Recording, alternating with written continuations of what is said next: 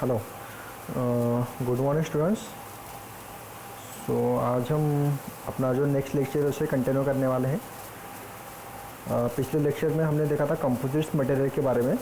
आज हम बात करेंगे सिरेमिक एंड ग्लास, और उसके बाद जो अपना लास्ट वाला जो मटेरियल है पॉलीमर, उसके बारे में पढ़ेंगे। ठीक है। तो सबसे पहले अभी देखते हैं कि सिरेमिक यानी कि क्या होता है। तो सिरेमिक यानी कि क्या होता है, जो मेटल्स भी नहीं रहता है और नॉन मेटल भी नहीं रहता है, तो उसको हम क्या बोलते हैं, सिरेमिक बोलते हैं।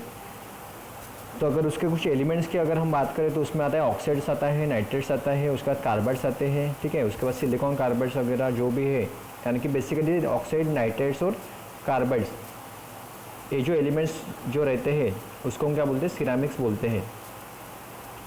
यहाँ पे देखो उसने नेक्स्ट पॉइंट बताया कि ceramic glasses are transparent material, example silicate glasses, window panes, windshield in cars etcetera. तो जो ग्लासेस जो रहते हैं, ग्लासेस भी आते हैं सिरेमिक्स में, तो वो कैसे रहते हैं, ट्रांसपेरेंट मटेरियल रहते हैं। उसका सिरेमिक है very hard material but at the same time very brittle. तो कुछ सिरेमिक्स हार्ड भी होते हैं और कुछ सिरेमिक्स ब्रिटल भी होते हैं। ब्रिटल यानी कि क्या, जैसे उसके ऊपर अगर हम फोर्स एक्ट करते हैं तो वो इजीली ब्रेक हो जाता है। ठीक है। तो कुछ मटेरियल हार्ड भी होते हैं और कुछ मटेरियल ब्रिटल भी होते हैं। इसके बाद यहाँ पे आप देख सकते हो कि उसके कुछ एग्जांपल्स उन्होंने बताए हैं। एप्लीकेशंस अगर देखें तो सबसे पहले आता है इलेक्ट्रिकल फील्ड में। अगर हम बात करते हैं तो इलेक्ट्रिकल फील्ड में जो रजिस्टर जो रहते हैं वो सारे के सारे बने रहते हैं सिरेमिक से। उसके बाद जो थर्मिस्टर्स जो रहते हैं, applications of heat regulates current flow, तो वो भी बना रहता है सिरेमिक से। उसके बाद आता है rectifiers, allow current in flow in one direction. और उसके बाद आता है हीटिंग एलिमेंट फॉर फर्नासेस।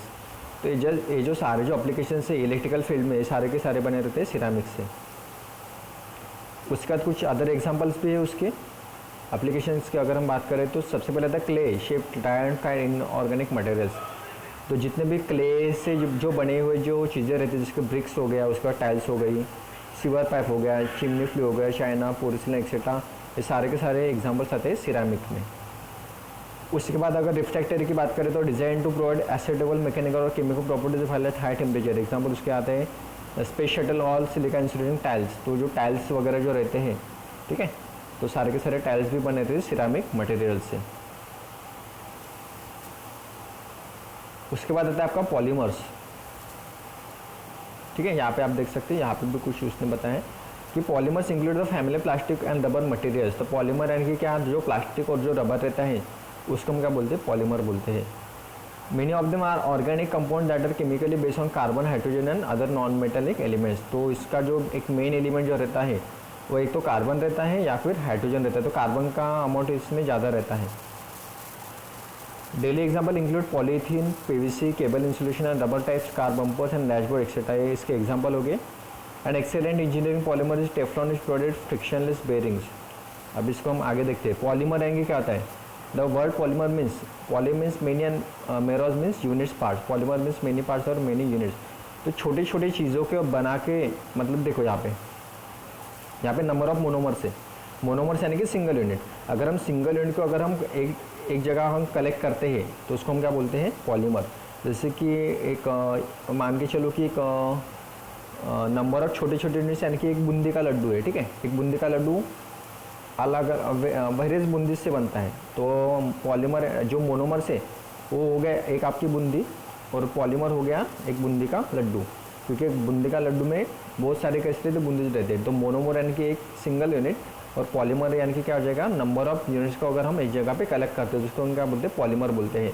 और इसकी जो प्रोसेस है, मोनोमर्स टू पॉलीमर की जो प्रोसेस है, उसको हम क्या बोलते हैं, पॉलीमराइजेशन। ठीक है। इसके बाद अगर हम बात करें तो इसके बेसिकली 3 टाइप आते हैं। तो सबसे पहले इसका टाइप आता है थर्मोप्लास्टिक। अभी थर्मोप्लास्टिक यानी क्या होता है, थर्मोप्लास्टिक और थर्मो सॉफ्टनिंग प्लास्टिक। ठीक है। यहाँ पे उसने बताया thermo softening plastic. So is the plastic of material polymer that become pliable or moldable above or specific temperature solidify upon cooling. Thermoplastic may be reshaped by heating thermo temperature solidify upon. तो thermoplastic कैसे रहता है, soft plastic रहता है। हम उसको easily shape दे सकते हैं या फिर उसको हम रीमोल्ड भी कर सकते हैं। मतलब अगर एक बार इससे हम किसी चीज़ को बना लेते हैं तो उसको हम फिर से रीमोल्ड करके उसका हम दूसरा शेप हम बना सकते हैं।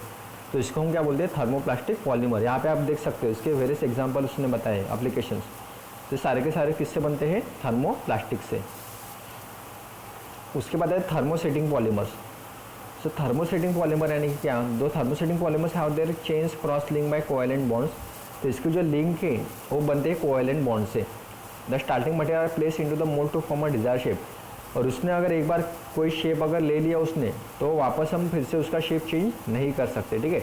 तो उसको हम क्या बोलते हैं, थर्मोसेटिंग पॉलीमर्स। यानी कि एक बार जो सेट हो गया वो हो गया, उसको हम फिर से नया शेप नहीं दे सकते या फिर उसको हम रीमोल्ड नहीं कर सकते, तो उसको हम बोलते हैं thermosetting polymers.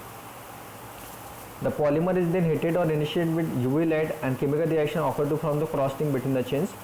The resulting three-dimensional solid structure cannot be then be changed. हम इसका जो शेप है उसको हम फिर से चेंज नहीं कर सकते।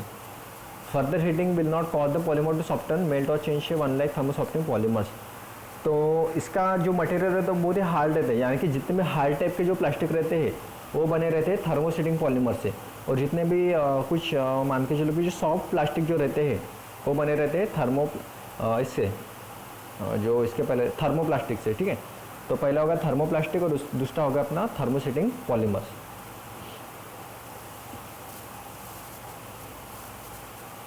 उसके कुछ एग्जांपल्स अभी इपॉक्सी रेजिन्स आता है उसमें, उसके बाद फिनोलिक रेजिन्स आता है, अनसैचुरेटेड पॉलिस्टर रेजिन्स वगैरह आता है, ठीक है। ये अलग अलग एग्जांपल हो गए उसके। और लास्ट में आता है आपका इलास्टोमर्स। तो इलास्टोमर्स यानी कि क्या आता है, so elastomers material are those material that are made of polymers that are joined by chemical bonds acquiring a final slightly crossing structure, ठीक है। तो इसमें क्या होता है कि अगर मान के चलो कुछ मटेरियल से, पॉलीमर्स के अगर कुछ मटेरियल से, और उसको अगर हम एक जगह पे अगर हम ज्वाइन करते हैं, ठीक है, और उसने जो एक शेप ले लिया, तो शेप कैसे रहते हैं, बहुत ही सॉफ्ट रहता है। यानी कि आप उसके अगर फोर्स अगर अप्लाई करते होगे तो उसका शेप चेंज हो जाएगा, लेकिन जैसे आप उसका अगर फोर्स रिमूव करते हैं तो फिर से अपने ओरिजिनल शेप में वो आ जाएगा। तो उसको हम क्या बोलते हैं, इलास्टोमर्स। तो उसके कुछ मटेरियल्स रहते हैं, जैसे कि नेचुरल रबर हो गया, इससे हम गैस्केट शू हिल्स बनाते हैं। उसके बाद पॉलीयूरेथिन्स आता है, उसके बाद पॉलीब्यूटेनाइन आता है, नेप्रोन आता है, सिलिकॉन आता है, ठीक है। तो सारे के सारे क्या होगा, उसके अलग अलग मटेरियल्स हैं और उसके अलग अलग एप्लीकेशंस भी। यहाँ पे आप देख सकते हो ये इसका मटेरियल हो गया, इसके एप्लीकेशंस हो गए, ठीक है। यहाँ पे इसका एक मटेरियल है, उसके एप्लीकेशन से, ठीक है। अभी पॉलीब्यूटेनाइन से व्हील्स और टायर्स बनाते हैं हम लोग, नेप्रोन से हम इंडस्ट्रियल बेल्ट्स, उसके बाद वायर इंसुलेशन बनाते हैं, और जो सिलिकॉन है उससे हम मेडिकल प्रोस्थेसिस और लुब्रिकेंट मोल्ड, जो मेडिकल इक्विपमेंट है वो हम बनाते हैं सिलिकॉन से, ठीक है। यहाँ पे आप देख सकते हो उसकी जो डायग्राम बताया उसने, ये थर्मोप्लास्टिक की, ये इलास्टोमर की और ये थर्मोसेट की, ठीक है। तो सभी का शेप कैसा रहता है, अलग अलग रहता है, ठीक है। और कुछ इसके एग्जांपल्स हो गए।